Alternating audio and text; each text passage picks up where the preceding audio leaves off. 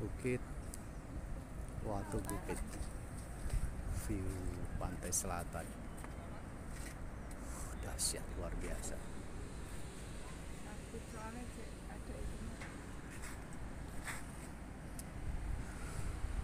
Di sepanjang pesisir pantai selatan, Pantai Parangtritis, Pantai Parangkusumo, dan sepanjang Pantai Gunung Kidul, sambung menyambung menjadi satu. Mantap, luar biasa. Selamat tahun baru Hijriah 1445 di Bukit Watu Bukit. Terima kasih, alhamdulillah. Untuk selanjutnya tausiah oleh Bapak Pembina ini dengan tema Truth, the Momentum of the Islamic New Year, we awaken the Spirit of Hijrah. Jadi melalui momentum tahun baru Islam atau tahun baru Komariah, kita bangkitkan semangat hijrah. Kepada Bapak Pembina, Bapak Sugeng Mulyadi, dipersilakan. Baik, makasih atas waktunya. Bismillahirrahmanirrahim. Assalamualaikum warahmatullahi wabarakatuh. Waalaikumsalam warahmatullahi wabarakatuh. Merdeka. Merdeka. Bismillah, tawakkalna 'ala Allah, la haula wala quwwata illa billah. Asyhadu an la ilaha illallah, asyhadu anna Muhammadar Rasulullah. Allahumma malikal mulki, tu'til mulka man tasya' wa tanzi'ul mulka mimman tasya'. Wa tu'izzu man tasya' wa tudhillu man tasya' biyadikal khair. Innaka ala kulli syai'in qadir. Tulijul laili wa nahar, wa tulijul nahara fil laili, wa tukhrijul hayya minal mayyiti, wa tukhrijul mayyita minal hayyi, wa tarzuqu man tasya' bi ghairi hisab. Sadaqallahul adzim. Syukur kita pada Allah, pada hari ini kita bisa melaksanakan agenda rutin, yakni pembinaan generasi penerus, ya, yang setiap akhir bulan biasa kita laksanakan untuk memberikan suatu arahan pada generasi muda kita ke depan untuk mewarisi semangat perjuangan orang-orang yang terdahulu. Alhamdulillah hari ini kita naik ke Bukit Paralayang, Watu Bukit ya. Ini di pesisir selatan Pulau Jawa.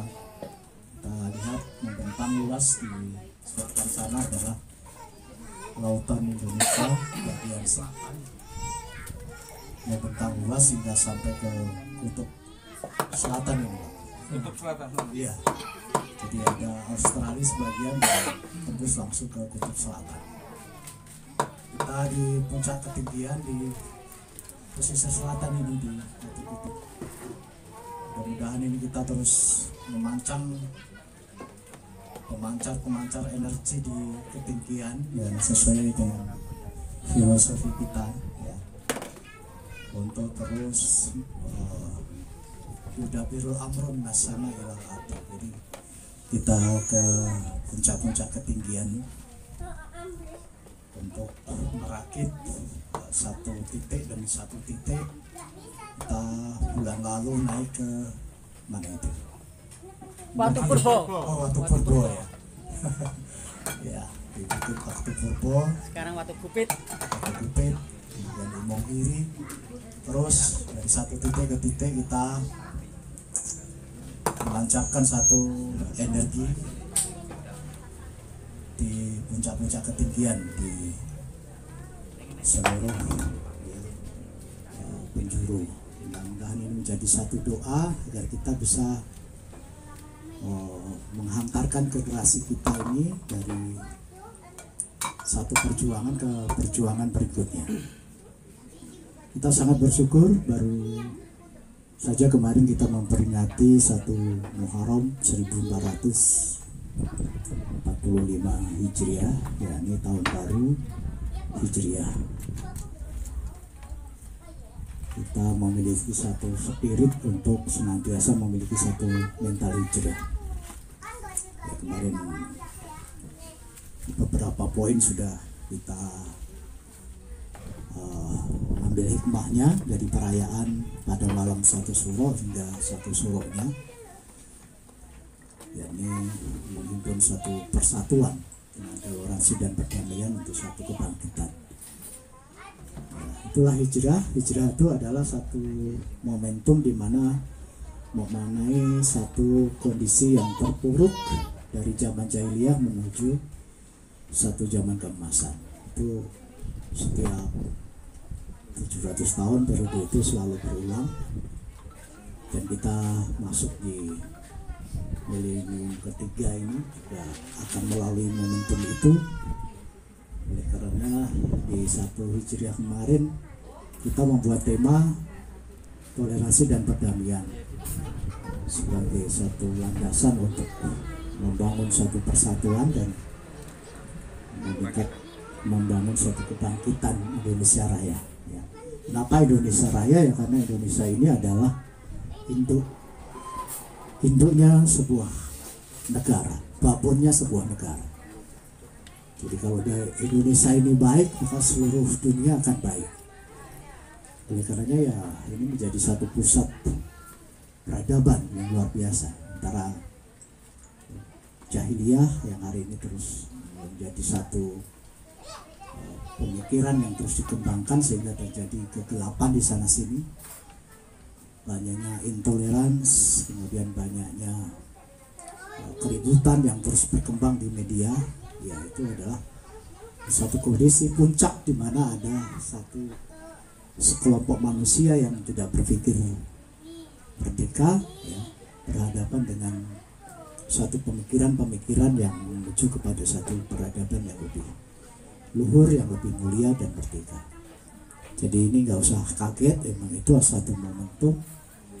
Oleh karenanya kita sebagai para pembawa satu risalah ini tetap harus punya konsistensi yang tinggi dalam menghadapi berbagai macam badai-badai itu. Kita punya tekad yang kuat. Jadi pohon kita ini adalah satu pohon langit yang begitu besar. Jadi kita sudah memancangkan akarnya dari satu titik ke titik yang lain, terus kemudian menghunjam ke bumi, ke bawah ini. Jadi keluasan itulah yang terus kita kembangkan. Waktu kemarin kita sempat berbincang dengan Syekh ya Zaitun lebih kurang 1 jam bersama Kudalang dan Pak Yono dan Umi, didampingi beberapa koordinator Kosmas tentang bagaimana mempersiapkan satu filosofi besar untuk membangun satu peradaban. Di Mahat kita juga hari ini serius menangani kebudayaan. Jadi di sisi kita membangun pendidikan, ekonomi, baik itu green dan blue, saya juga memiliki satu komitmen tinggi bagaimana kebudayaan itu adalah alat kita untuk dakwah. Jadi bukan sekedar suatu seni yang begitu saja, tetapi menjadi alat dakwah yang harus betul-betul digarap. Ya, seperti Kosmas itu hari ini dipantau penuh langsung oleh saya, karena itu menjadi perhatian penuh oleh pimpinan kita di sana. Maka dengan kehadiran kita, saya sangat bangga, sangat senang memiliki kader-kader milenial yang nanti bisa menjadi bibit-bibit untuk melahirkan para pendakwah toleransi dan perdamaian. Ya. Sehingga dengan toleransi dan perdamaian ini akan terus memupuk persatuan semua lini. Dengan persatuan ke depan kita membangun peradaban ini bukan berbicara umat Islam saja, gitu ya. Yang diwacanakan Syekh Zaitun itu adalah membangun persatuan umat. Ya. Jadi lintas agama, gitu ya. Lintas negara. Karena yang dibangun adalah satu peradaban. Oleh karena karenanya semua harus berpikir dan mempersiapkan diri dari semua sektor yang akan kita garap dengan baik. Ya, kita kemarin sudah berangkat dari satu filosofi yang dikembangkan. Ya, mungkin nggak mendengarkan apa yang kita sampaikan secara singkat di sana tentang lakon yang sesungguhnya itu adalah arahan dari Syekh Zaitun. Ini tentang Gatotkaca kembar itu ya. Gatotkaca itu adalah sesuatu gambaran atau ilustrasi tentang generasi muda ya. Generasi muda Indonesia ini sesungguhnya terformat dalam dua karakter, yaitu yang berkarakter bersumber dari keaslian, kemurnian budaya dari satu bangsanya sendiri, dan yang terbentuk dari budaya-budaya yang dikembangkan oleh kolonialisme, oleh penjajah. Maka kemarin ada Gatotkaca yang sejati, ada yang Gatotkaca palsu.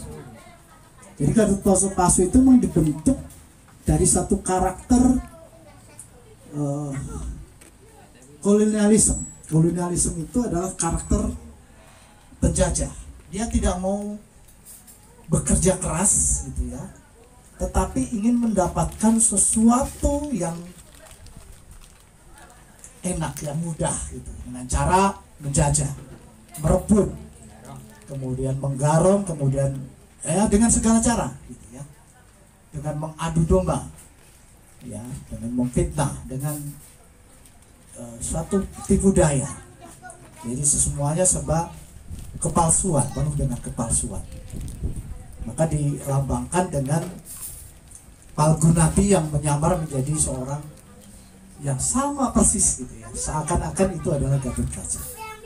Tetapi karakter itu kemudian di akhir cerita itu ya digambarkan oleh Syekh, ditutup dengan satu ayat atau bait 24 dengan lagu Mawa Mustro gitu. Itu ciptaan asli Syekh itu luar biasa ya, untuk menutup lakon itu yang sesungguhnya itu adalah terjemahan dari Quran surat At-Taubah ayat 24 ya, tentang kecintaan terhadap duniawi yang berlebihan gitu ya. Ya, ini bapak-bapak, anak-anak, istri-istri, kekayaan, perniagaan, sawah ladang dan lain sebagainya, itu yang 9 urusan dunia itu berhadapan dengan fokus kecintaannya kepada Tuhan gitu ya. Jadi kegilaan manusia yang ingin menghambakan diri, menghibahkan dirinya kepada Allah, kepada Tuhan, untuk kemaslahatan dan kejayaan peradaban manusia. Jadi dua karakter itu ya, ending cerita itu Gatotkaca palsu, jadi yang ingin merebut kekayaan intelektual bangsanya dari kekayaan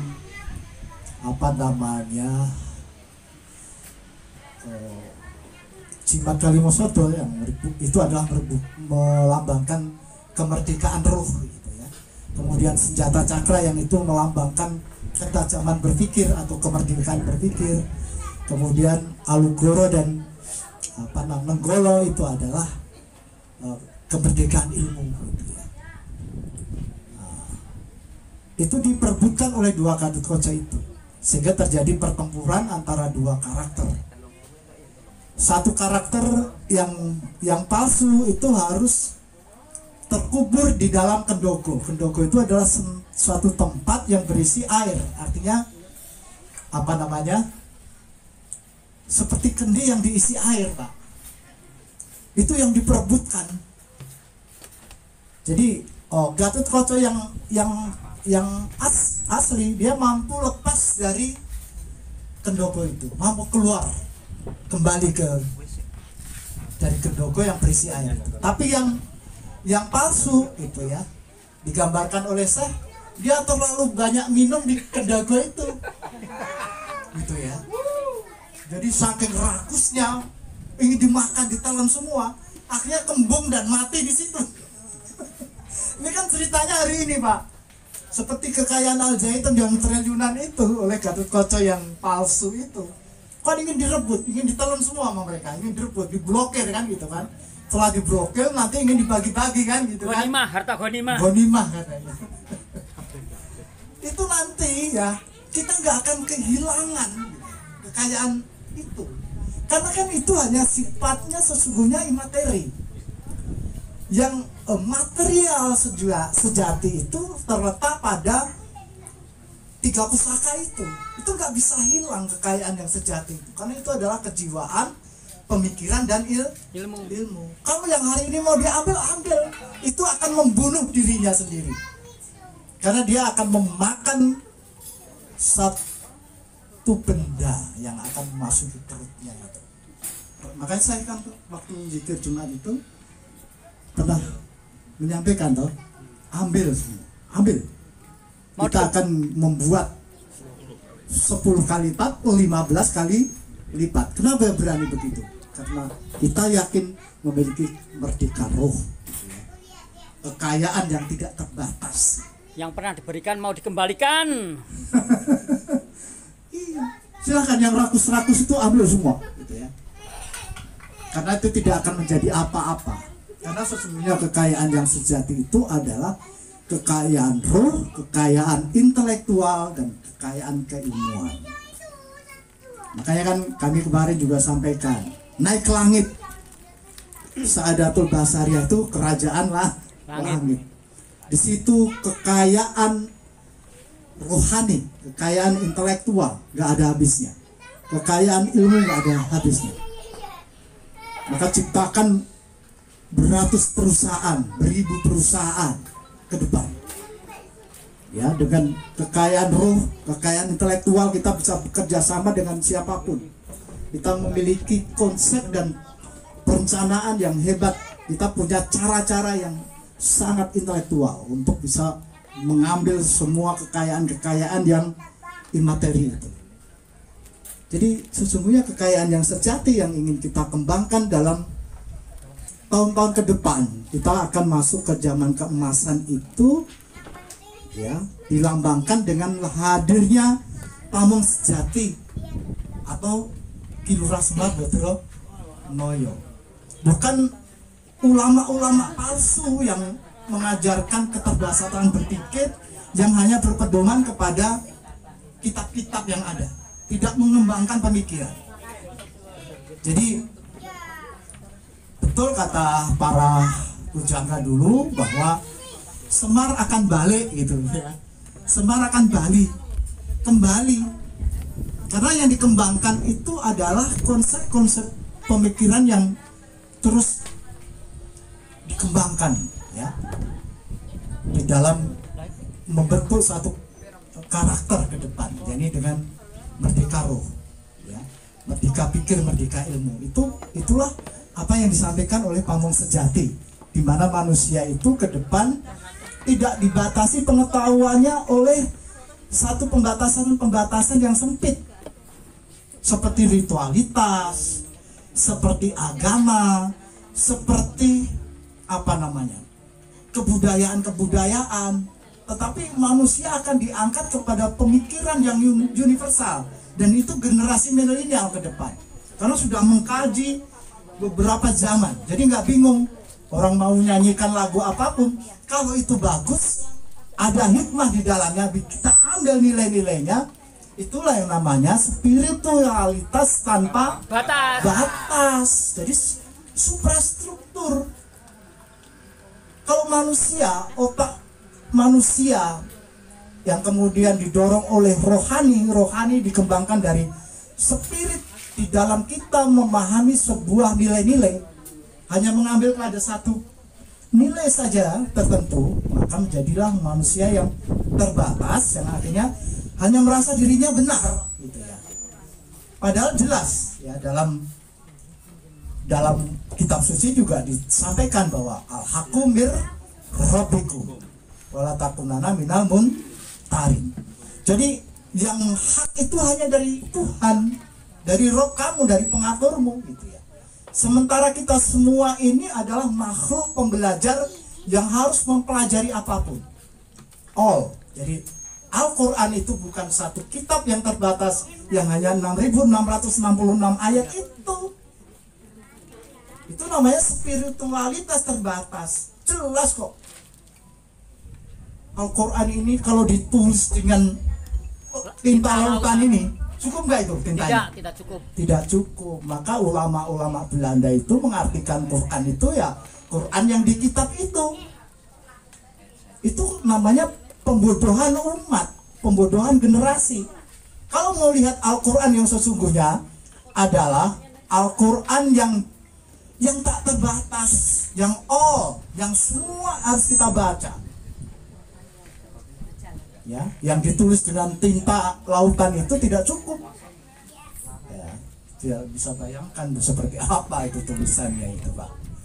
Jadi inilah keilmuan yang tidak terbatas, yang nanti generasi-generasi kita ini harus sudah kebakar itu ya. Kita akan menandai tahun depan ini ya adalah dengan satu tanda kebangkitan dengan tahun 1. Ingat nggak apa yang disampaikan saya kemarin? Kita akan membuat tahun K. Komaria. Ya, tahun kebangkitan atau tahun Komaria. di saat dunia gelap, intoleran terjadi di mana-mana, ya. Kemudian kekerasan di mana-mana, brutalisme yang dihembuskan oleh mereka yang merasa para ulama itu harus kita buka di tahun ke depan ini dengan tahun 1 K Komaria. Jadi jangan kaget. Jadi Semar datang di tahun itu turun gitu Pak. Jadi Semar kembali. Kemudian rembulan bersinar dengan tahun 1 tahun K Komaria, tahun kebangkitan. Insya Allah nanti dicetuskan di Mahat kita wayangan lagi. Ya, nanti sesaji Rojo Suyo mengumpulkan raja-raja di seluruh dunia. Kita undang semua nanti, semua kalangan. Kemarin sudah bingung toh, Mahat banjir dukungan. Bagaimana nggak bingung orang? Puluhan ribu, ratusan ribu datang dengan berbondong-bondong seperti itu. Kita sampai merinding melihat dari pintu gerbang rahmatan yang sedemikian lebar itu. Sama Pak Wi itu lihat, Pak Wi lihat itu malaikat itu semua, ya, sampai seperti itu. Kenapa itu kok menjadi pusat perhatian di MRLA itu? Di MRLA itu memang disitulah hakikat dari Ratu Adel itu berada, Satrio Pinandito. Jadi memang ada satu kesatria yang memiliki watak pendito. Iya, watak satrio jiwane pendito ada di situ. Maka banyak sekali orang-orang yang memiliki akal sehat sampai Oni datang, ya kan? Pablo datang, ya kan? Bingung kali negara. Kalau sampai Raja itu ganggu, Pasang badan. nah, Pablo pasang badan. Berapa operasional akan Biayai. Ya, orang terkaya Indonesia itu. Akalnya sehat, ya kan? Paling Jadi mudah. orang yang punya akal sehat akan dikelumuni oleh orang-orang yang akal Sehat. Bukan dungu. Kalau yang dungu akan bersatu dengan orang-orang Dungu. Ulama dungu bersatu dengan ulama yang dungu. Ulama garong juga. Ulama garong bersatu dengan ulama garong. Maka yang ulama-ulama akal sehat dengan sendirinya akan merapat ke Azaitun di MRLA itu. Karena disitulah pusat toleransi dan perdamaian. Jadi mari Bapak Ibu, anak-anak muda segera naik ke langit ya. ini nggak masuk nanti Pak. Kita tata Suaranya nggak masuk. bumi. Jadi yang perusahaannya baru 1, 2, 10 besok jangan pernah berhenti. Karena kita akan membiayai negara dan tidak melalui bank-bank lagi kalau perlu. Kalau bank sudah bekerja sama dengan garong, tidak bisa merahasiakan ya rekening-rekening nasabahnya, kita membuat berangkas Sendiri. sendiri. Jadi begitu jihad itu. Wahajaru wajahatu. Setelah hijrah tahun ini, maka adalah perjuangan. Perjuangan membangun suatu peradaban manusia yang beradab. Karena kita akan masuk lakon satu lagi, ya ini ada raja yang sangat serakah besok itu, yang akan menawan raja-raja 100, semuanya akan ditawan semua. Ya kan? Gitu. Tugas kita nanti apa? Melepaskan raja-raja yang ditawan itu, membebaskan. Maka sesaji Raja Soya itu adalah mengumpulkan raja-raja itu, ya 100 kurang 3. Kalau yang 97 itu kita bebaskan, maka kita akan memiliki kekuatan 100 negara. Sudah dibocorkan nih? Ya, sedang kita garap nanti. Karena 24 ini sudah harus masuk tahun keemasan menuju 25. Ya. Itu sudah belimbing kembar, angin kembar, tidak bisa dipungkiri. Itu udah kodrating jagat. Kita tinggal mempersiapkan dan mengkawal semuanya. Makanya perusahaannya terus bangun, terus kita nanti ruatan lagi. Kemarin ruatan Nirmolo sudah kita lakukan, yaitu membunuh karakter ulama-ulama palsu, topeng palsu kader Belanda. Jadi Gatot-Koconya sudah mati, yang palsu. Ya, mulai hari ini dan seterusnya kita berfokus kepada bagaimana kita menghimpun raja-raja. Karena mereka hari ini ditawan dengan pemikiran ulama-ulama Belanda itu, sehingga tidak bisa dipersatukan. Tugas kita hari ini Pak Wi, besok Kesultanan diundang, semua kita kirim. Ya, kita ada leng-leng di keraton, undang. Pendeta-pendeta kita yang di depan rumah itu undang semua. Semua komponen kita kumpulkan, ya, untuk bacaan tahun keemasan sesaji Rojo Soyo. Ya, nanti kita konsep sebaik-baiknya. Jadi semuanya bergerak membawa misi bagaimana kita membangun peradaban ke depan sesuai tema kita hari ini, toleransi dan perdamaian. Kita persatukan seluruh golongan. Jangan dengar lagu Salam Alaihim aja bingung. Gitu ya. Acara nggak boleh sampai sore-sore. Nah, coba yang tadi larang-larang suruh kesini, kita kasih tahu gimana, apa artinya lagu Salam Alaihim itu. Kan salam damai, sejahtera. Masa nggak mau sih? Sama dengan Assalamualaikum. Ya itulah kalau kita terjebak masyarakat kita ini kepada pemikiran-pemikiran Belanda. Memang manusia itu di kota-kota. Inang hazihi ummatukum ummatan wahidah. Itu jelas-jelas bahwa kalian semua ini adalah umat yang satu. Dari anak turun Adam semua. Makanya Sunan Kalijogo itu lebih cerdas dalam memberikan pengajaran dulu itu. Hatiku Adam. Seperti itu dalam kidung apa namanya itu, kidungannya Sunan Kalijogo. Dulu itu mengajarkan kepada umat itu, hatiku Adam, utekku bagi dosis, pangucapku Musa, nafasku Isa, suaraku Daud, rupaku Yusuf. Itu tahu ke tempo dulu dan seterusnya sampai cahayaku Muhammad dan seterusnya. Jadi mengakidahi sampai seperti itu. Jadi gak ada permusuhan. Karena antara satu manusia dengan manusia yang lain ini, hatinya udah sama. Hati kita ini hati Adam, hati ini bapak gitu. Jadi kabeh iki anak. Nek bicarane beda-beda, itu harus mampu toleran. Oh ya anakku ini pancen karakternya gitu-gitu. Seperti itu. Itulah pemimpin. Maka kami suka semprot pemimpin Indonesia itu harus seperti itu. Kalau sudah menjadi pemimpin itu harus hatiku Adam. Jangan dibisikin dari ulama-ulama kader Belanda sebagai pemimpin terus. Karena dulu yang menyokong adalah mereka, akhirnya tidak bisa menegakkan bahwa dirinya itu pemimpin, tidak bisa membedakan. Masa rekening pendidikan diblokir itu kalau nggak, ya kan, pikiran-pikiran sempit kan sulit untuk kita pahamkan. Jadi mari semua yang ada ini harus memiliki hati Adam. Jangan di kotak-kotak agama. Di Quran itu diajarkan inna hazihi ummatukum ummatan wahidah. Umat bukan agama. Koreksi. Itu departemen agama itu harus koreksi benar itu.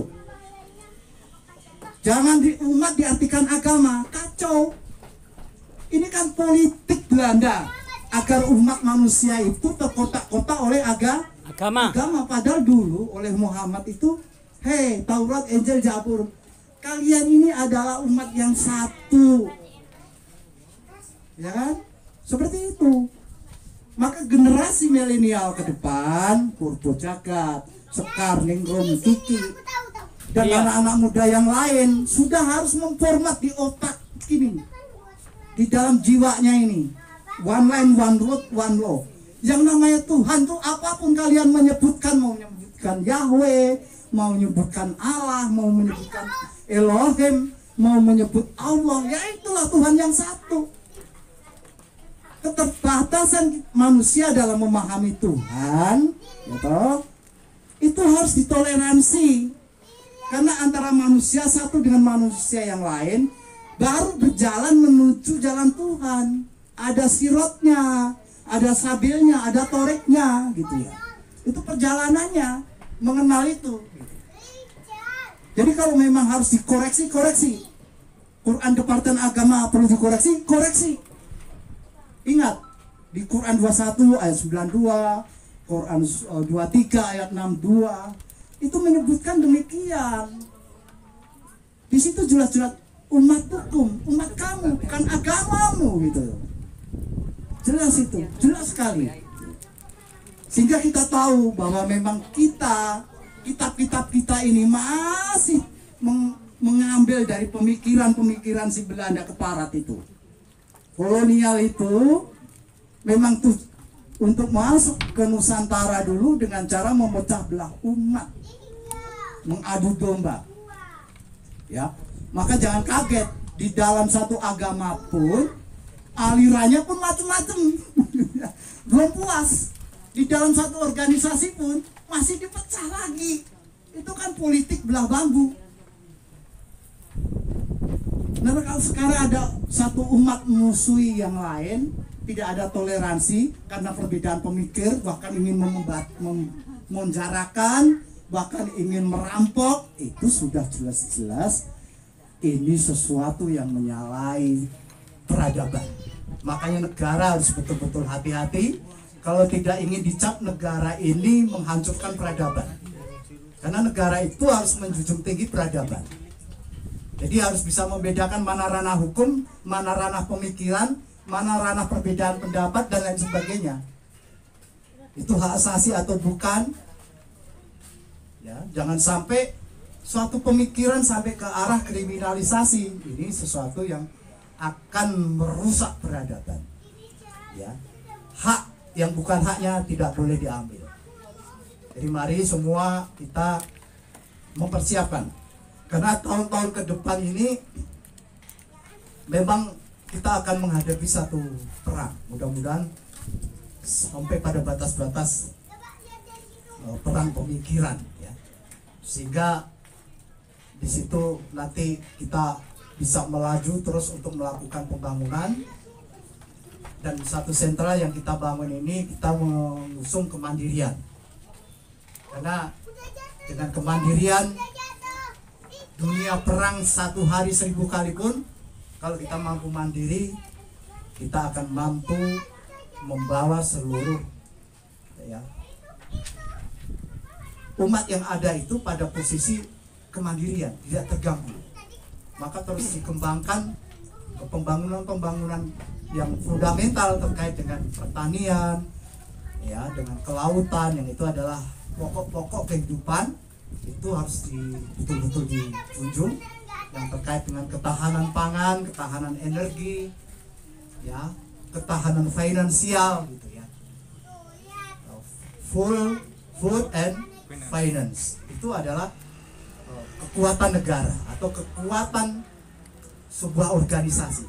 Kalau organisasi yang kita bangun ini terus menguatkan dari sektor food and finance, ya, maka dunia gonjang ganjing langit kelap-kelap pun kita akan pada posisi sejahtera, aman, damai, toleran, dan terus bisa berkembang, membangun, ya, dan terus berkarya. Jadi ini Bapak Ibu yang kita sampaikan di awal spirit hijrah kita. Kita harus hijrah dari satu pemikiran-pemikiran yang sempit tadi, kemudian semuanya mempersiapkan diri, ya. Setelah spiritualitas yang tak terbatas, kita akan memasuki integritas. Integritas adalah setia kepada yang benar. Jadi konsep membangun kualitas diri itu adalah, yang kita maksud adalah membangun manusia yang merdeka. Karena kita tidak bisa mewujudkan kemerdekaan yang lebih luas lagi kalau masing-masing individu ini tidak merdeka. Makanya tadi dalam membangun manusia yang merdeka, tata dulu kejiwaan. Spiritualitas kita harus betul-betul suprastruktur, tidak boleh sempit. Kemudian ini akan mempengaruhi intelektualitas kita, cara berpikir kita yang didorong oleh ruh yang merdeka, melahirkan pemikiran-pemikiran yang merdeka, pemikiran-pemikiran yang besar. Tidak berhenti pada memikirkan diri sendiri. Kita harus memikirkan pada skala hidup bersama, kemudian bekerja sama skala yang besar. Itu adalah framing yang harus dibangun. Biarkan mereka membangun framing yang negatif tentang suatu kehidupan dan pada pola-pola perpecahan dan permusuhan, tetapi kita membangun framing yang betul-betul kokoh. Kita menebarkan toleransi dan perdamaian, kemudian kita membangun intelektualitas. Jadi setelah integritas ini adalah intelektualitas. Semua anggota yang ada dibina, dibimbing untuk menjadi kader langit. Bagaimana naik ke langit mengambil keluasan ilmu, kemudian dengan ilmu itu kita menata bumi. Formatnya sudah jelas, ilmunya juga sudah jelas, langkahnya sudah jelas, terus diikuti, ya kan, sehingga kita masuk kepada iktisodiyah nanti, ya, kepada iktisodiyah, kemudian kita masuk kepada kebudayaan, peradaban, dan humanitas. Ini sudah jelas. Jadi orang merdeka itu kita semua setelah ini ekonomi kita mantap, kita akan masuk melalui jihad budaya. Ya, karena itulah yang paling dinilai paling tepat untuk membawa satu filosofi, pemikiran-pemikiran yang terbatas, tidak dibatasi oleh satu dalil-dalil gitu ya. Karena kebudayaan itu adalah pemikiran satu filosofi yang merdeka. Ya, rujukannya adalah rasionalitas dan benefit. Jadi benefitasnya yang menjadi tujuan. Seperti halnya pesan-pesan terakhir dalam satu pengajaran, satu pendidikan agama itu, bahwa sebaik-baik kamu adalah yang bermanfaat bagi orang lain. Khairunas anfa'uhum linas. Wa ma arsalnaka ila rahmatan lil alamin. Itu saja yang menjadi rujukan kita semua. Apapun yang kita lakukan, ini baik nggak buat orang, bermanfaat nggak buat orang. Jadi bukan pada ranah yang pandai berbicara, bermain dalil, bermain pasal gitu ya, tapi nggak punya karya sedikit pun. Yang kita kembangkan ke depan adalah karya-karya. Kita lagi bangun pelabuhan, ayo teruskan seluas-luasnya. Kita lagi bangun green economy, ayo selamatkan tanah air. Kita himpun dana-dana kita yang kita hasilkan dari usaha kita. Kita ciptakan 100 usaha, yang satu perusahaan kita untuk makan, yang 99 perusahaan untuk membangun negara. Jadi Asmaul Husna yang 100 itu harus menjadi perusahaan sejumlah 100. Wajib gitu ya. Kader-kader SP Plus harus menciptakan 100 perusahaan dengan berbagai macam produk yang diangkat. Nah, kalau sudah seperti itu, kemudian menjadi kebudayaan, kita turunkan lagi ke generasi-generasi yang muda ini. Sekar, Ningrum harus memiliki satu perusahaan. Karena kita punya program besar membangun lautan. Lautan bagian selatan ini lihat luas nih, belum ada pelabuhannya. Ini siapa yang bikin pelabuhan di sini nanti? Siapa yang mau bikin pelabuhan di sini nanti?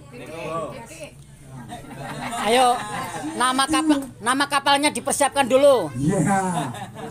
Jangan mimpi yang kecil-kecil ini kalau dipacu Sekar Jagat, lihat. Namanya jangan Sekar Jagat doang. Otaknya harus sejagat. Jadi bunga dunia itu. Pikirannya aku lihat tuh. Wow, sampai Australia. Itu kalau masuk ke tengah ikannya itu sekempol-kempol segede-gede badan kita itu. Sebesar bintang. Ayo, makanya bikin perusahaan sebanyak-banyaknya, kita kumpulin ini berapa orang nih? Ini 30 orang. Kalau kita satu orang bikin 100 perusahaan aja, kita sudah punya 3.000 perusahaan. Bisa nggak bikin pelabuhan? Bisa. Pasti bisa. Jadi nggak ada yang sulit, toh. Tinggal Sultan, ayo dari dulu punya mimpi ingin bangun pantai selatan. Mana? Belum mimpinya wujud-wujud. Yang ditunggu ya Bapak Ibu ini, Saadat Nurbasaria ini otaknya yang intelektualitasnya tinggi. Cepat gerakannya. Jadi jangan berhenti di kamar tidur lah, generasi-generasi kebanyakan tidur. Ashabul Kahfi sudah mau selesai. 2025 Ashabul Kahfi selesai. Ini sudah masuk 100 tahun ke depan, itu sudah masuk zaman emas. Cobalah baca kitabmu itu pakai logical. Jadi bukan hanya cerita. Kalau ikut ulama kader Belanda itu yang ngomongnya fasih itu sudah nggak bisa mengambil hikmah dari suatu pelajaran. Akhirnya cuma jadi cerita. Oh, Ashabul Kahfi itu 300 ditambah 9 tahun sampai kiamat ini juga 390 tahun. Implementasinya dengan sejarah perjalanan perjuangan ini bagaimana? Karena Al-Quran itu hidup. Kita baca sejarah, ingat 1825 ya, pejuang kita ditangkap di Ponorogo itu loh. Di Ponorogo ditangkap oleh kolonial, dibuang sampai jauh sana. Karena dia memperjuangkan tentang keadilan, tentang peradaban. Maka dibuang oleh Belanda, dipecah belah itu. Kerajaan Islam, Mataram Islam dibagi jadi 4, hancur lebur. Toh, ingat itu, 100 tahun kemudian, ingat 1924. Ya, dunia pecah belah, sudah tidak ada persatuan umat. Masing-masing bergontok-gontokan. Ada perang Jeddah. Ingat itu, anak muda. Ya, 1924 ditambah 100 tahun lagi 2024, maka Syekh berani tahun depan adalah tahun 1 tahun Komaria. ya kan, remontada atau Kebangkitan. Ya siapa yang bangkit? Kan generasi muda. Kalau yang tua ini mau selesai. Kadaluarsa sudah 100 tahun yang lalu berjuang kita. Ya, maka anak muda harus tahu ini estafeta itu. Pusatnya mana peradaban sudah ada, kita buatkan pusat. Isi dengan 100 perusahaan masing-masing orang. Yang satu untuk kehidupan sendiri, yang 99 untuk kehidupan Bersama. bersama, CSO. bekerja sama berskala Besar. besar, membangun Indonesia Raya. bangun pelabuhan di pantai Selatan. lihat pandang matamu jauh sana itu rezeki yang tidak Terbatas. ikan-ikan besar gak ada yang ngambil Pak, karena kapalnya kecil-kecil. Iya. Kita buat yang besar. Kapal yang besar bisa kok, kita sudah bisa memulai kok. Ayo tinggal bikin itu, kumpulkan emasnya itu Pak, zaman emas. Pak Wakidi, pasir.com Pak Ijo, paksidijan.com. Ayo apa lagi? Kalau sudah kewalahan ngelayanin, ambil tetangga, tolong pegang HP, tolong layanin ya, saya gaji. Atau saya kasih bonus persentase. Kalau ingin ikut membangun, saya kasih persentase komisi. Kalau mau jadi budak, ya kan, gaji. Diajarkan lagi ke masyarakat tentang kerjasama skala besar, skala luas. Ayo kita bangun. Kalau semuanya sudah mampu mencukupi kebutuhan pribadi, siapa sih yang tidak ingin berbuat baik? Jangan seperti Gatot Kaca palsu itu yang selalu tamak dengan harta-harta itu, akhirnya mati, ya kan? Kelempokan dewi. Wes saumur hidup ngurusi usaha sampai mati neng lapangan. Besok perusahaan-perusahaan itu kasih kepercayaan, delegasikan. Hei pengangguran kemon, nih kasih percaya, bisa nggak you dipercaya? Saya kasih bonus kalau kamu bisa megang perusahaan saya yang satu ini, sekian persen. Begitu Pak Fadlan. Ciptakan perusahaan lagi. Kolam renang udah jalan, cari orang yang bisa dipercaya.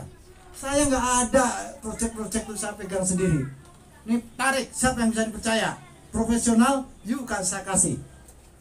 You 70%, anak 30%, no problem. Begitu. Kita perusahaan lagi. Karena yang menciptakan perusahaan itu wahyunya ya di SP Plus Pak Li. Wa ma khalaqul jin wal ins illa liya'budun. Itu yang bisa memahami baru orang-orang SP Plus. Tidak aku ciptakan jin dan manusia kecuali untuk ibadah. Nah, ibadah itu apa? Ibadah itu tidak lepas korelasinya dengan proses penciptaan itu. Kan gitu. Allah itu sebut Al-Khaliq, pencipta. Kita ini makhluk, berarti subjek yang akan terus mencipta. Karena ada awalan mim, makhluk itu adalah mempunyai tugas untuk mencipta. Orang yang paham fungsi dirinya bahwa dia itu sang pencipta, maka disebut berakhlak. Jangan ngomong orang berakhlak tapi nggak punya ciptaan, nonsen. Karena kata akhlak itu dari kata orang yang bisa menciptakan sesuatu, itu baru disebut berakhlak. Pak Samyo merasa berakhlak. Ciptaanmu apa gitu ya? Itu udah berakhlak, enak kita ibadah. Ya nak raga biasa. Iya nak senyumnya terus-terusan. Ya, coba ini yang paham ini kan hanya kita. Kalau ada yang mau membantah boleh. Ulama-ulama kader Belanda itu ngatain sesat gitu, kita damprat aja. Nggak usah takut-takut. Coba secara bahasa dipahami. Orang yang berakhlak adalah orang yang memahami fungsi dirinya bahwa dia adalah subjek yang punya tugas untuk menciptakan sesuatu. Apa yang diciptakan? Ya ini, kita harus melahirkan suatu produk. Itu. Berarti harus produsen kan? Kita harus menjadi produsen yang memproduk sesuatu. Nah, produk itu hubung kaitnya dengan kebermanfaatan gitu loh. Masa sebaik-baik manusia adalah yang memiliki produk. Kenapa? Sebaik-baik manusia karena produk itu memberi manfaat bagi orang lain. Anda merasa bermanfaat. Garong. Coba made in-mu apa gitu. Kalah sama Cina. Cina itu made in-nya banyak banget. Lah made in Indonesia itu mana gitu. Ini nih Belanda nih, lagi-lagi bikin tumpul otak orang Indonesia yang dulunya cerdas. Coba bangkit bangun, hei Ashabul Kahfi, saudara sudah tidur 200 tahun. Remontada, bangkit dong. Ini 2025, Semar sudah datang. Hah? Mau ngusir ulama-ulama palsu itu. Semar udah turun ke bumi. Pamong Agung, hati-hati nih, Semar udah ngamuk nih, ya. Kalau saudara hanya ngaku ulama tapi nggak punya produk, ulama itu nggak berakhlak. Just tugasnya gitu aja deh. Kita mau tutup poin aja sekarang. Jadi jangan ngaku berakhlak, ulama nggak punya produk.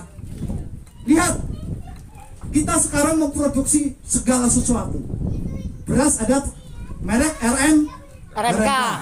Air minum ada merek Hamayin. apa lagi? Kopi.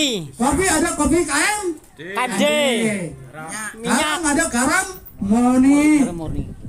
Minyak wijen. minyak ada minyak wijen RM, RMK. semua kita produksi, semua. Silonya segede Besar. lain, Iya. butuh beras mau berapa ribu ton, ya? Panglima kehabisan beras, Bulog kehabisan beras, datang ke kita, ya kan, minta beras. Sergap datang, ya, serap gabah petani, menyerap mah gampang, buka lahannya, manajemen airnya, nanamnya. Perlu mikir nggak? Perlu dana nggak? Dananya dari mana? Pusing lagi. Nah itu kalau kader Belanda pusing kalau udah mikirin dulu. Soalnya kader Belanda itu di sana nek rangemis ngeram rampok. Nah ini kita remontada, hapus semua itu. Didik, semua didik. Generasi ini harus sudah tahu online semua. Bikin web itu hal yang biasa. Kita sekali posting ribuan web itu biasa gitu. Intelektualitasnya dibangun. Jangan ritual-ritual yang terus terbatas, akhirnya jadilah pemimpi-pemimpi kelas tinggi, khayalan kelas tinggi, tapi tidak bisa menciptakan suatu produk. Ini yang paham sini nih. Maka dari sini start, ya. Wa ma khalaqul jin wal in. Saudara diberikan jin. Jin itu kalau ulama kader Belanda yang giginya bertaring, gitu ya kan, matanya merah. Kader Belanda gitu tuh dari dulu, tukang bohong, tukang tipu, ya kan. Jin itu apa sih? Jin itu kan dari kata genius. Ini otak ini, manusia itu dibekali dengan kejeniusan yang luar biasa. Well, ins itu apa sih? Ins itu dari kata ins itu adalah kepekaan. Kepekaan itu ada dua. Dengar ini, kader Belanda, ya. Jengkel juga lama-lama kita ini. Iya, kader Belanda, dengerin. Ins itu apa? Ins itu ada insting, ada intuisi. Ada kepekaan lahiriah, ada kepekaan batiniah. Latih dua-duanya. Sehingga kita lebih peka terhadap sesuatu yang halus, yang lembut, yang tak terlihat, sehingga bisa menciptakan banyak penemuan. Ini kan dari kader-kader yang terdiri dari dulu, sehingga tercipta sinyal, gelombang, itu karena kepekaan. Kepekaan ditambah dengan kecerdasan, akhirnya lahirlah teknologi. Kepekaan batinnya yes. Kepekaan apa namanya? Lahiriah juga yes. Terampil cekatan, refleks gitu. Sehat. Sehat jasmani, sehat rohani terasa. Jadilah peka. Bukan pekok. Nah, kader Belanda pekok. Ya, aku sembuh. Pokoknya aku ngomong kader Belanda mikir lo dewe. Sing ngomong soal kader Belanda ya sudah tersinggung. Nah, tersinggung alhamdulillah. Ya, tujuan kita ben tersinggung. Oh, stop deh. Ya, dimanapun kader Belanda ini berada, yang kecil-kecil, yang cuma buntut itu pikiran-pikiran pendek itu, ataupun yang jadi jenderal, ya, ayo, saatnya harus punya integritas. Integritas itu apa? Ya, berani membela yang benar, akalnya sehat. Jangan jadi jenderal penakut kemarin. Jenderal melihat satu kebenaran kok ngeper itu ya diragukan mentalitas sebagai jenderalnya. Ya, membela yang benar. Maju tak gentar membela yang benar. Ayo merapat. Jangan sampai sejarah menulis Bapak Ibu semua orang yang pokok tadi tidak bisa melihat suatu realitas kehidupan. Ya. Ini anak-anak, ayo cerdas. Saran kami hanya satu sekarang, ya, perkuat integritas saudara dalam membela yang benar dengan cara membangun perusahaan sebanyak-banyaknya. Gerakkan masyarakat, gerakkan generasi muda, gerakkan mahasiswa, gerakkan anak-anak PKL. semuanya untuk bergerak ekonomi dari langit dengan konsep digitalisasi. Dengan digitalisasi kita akan bergerak cepat. Kita bisa mengatur seluruh lini dari Sabang sampai Merauke, bahkan sampai ke luar negeri. Pak Wakiti ya, jangan pasir aja. Masih ada koral, ada masa krikil, ada masih tai kebo, ada masih semuanya bisa di online kan, ya. Jadi kumpulkan emas-emas itu cepat gitu ya. Kita 100 tahun ke depan ini remontada. Ayo ibu-ibu semua semangat, dukung suami ya, kerjasama, satu melayanin, satu posting. Kalau ada lingkungan yang nganggur-nganggur, anak-anak muda PKL tarik, kasih tugas-tugas. Kemudian mahasiswa tarik, didik, kasih tugas ya. Yang nganggur kasih tugas, kasih gaji, nggak usah banyak-banyak gajinya, komisinya yang besar. Jadi merangsang kita begitu sekarang ke depan semua. Ya mungkin ini aja karena dibatasi. Yang penting pokoknya kita dapat, kita remontada hijrah tahun ini, kita akan masuk ke depan sudah tahun 1, Komari ya. Jadi biarkan dalam gelap itu kita menjadi rembulan, menyinari yang pokok-pokok tadi. Ya sudah, kalau dia masih pokok terus jadikan karyawan aja. Kalau memang bisa memahami ayat-ayat Allah itu secara rasional, secara masuk akal, ayo kita jadikan partner dalam mengembangkan kerjasama skala luas. Kita cetak mereka jadi bos-bos, jadi produsen, jadi pemasar yang memiliki ratusan ataupun ribuan perusahaan. Ini aja kita kumpulkan nanti sesaji Rojo Suyo. Ayo semangat, biar kita nggak gerubukan kayak kemarin kan spontanitas. Kita setting anggaran Muharram biar semerdeka mungkin. Kita bawa sebanyak-banyak bis. Kita kumpulkan tokoh-tokoh yang pikirannya sehat. Kita himpun dalam persatuan Indonesia menuju Indonesia Raya yang bangkit dan merdeka. Alhamdulillah. Demikian hadarullah yarana wa yafana walhamdulillahirabbil alamin. Merdeka! Merdeka!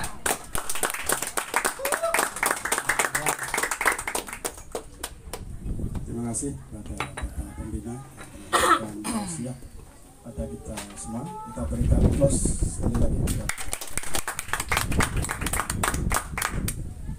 Sangat jelas ya yang disampaikan oleh Bapak Pembina.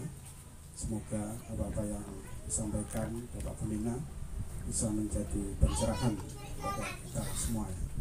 Jadi Muharram hari ini sebagai momentum ya, pindah dari zaman jahiliyah menuju zaman keemasan. Kita nyongsong zaman keemasan ya. Jadi dari pemikiran yang sempit kita menuju pemikiran yang merdeka. Jadi kita punya kader-kader ya hari ini, banyak kader-kader yang perlu kita siapkan.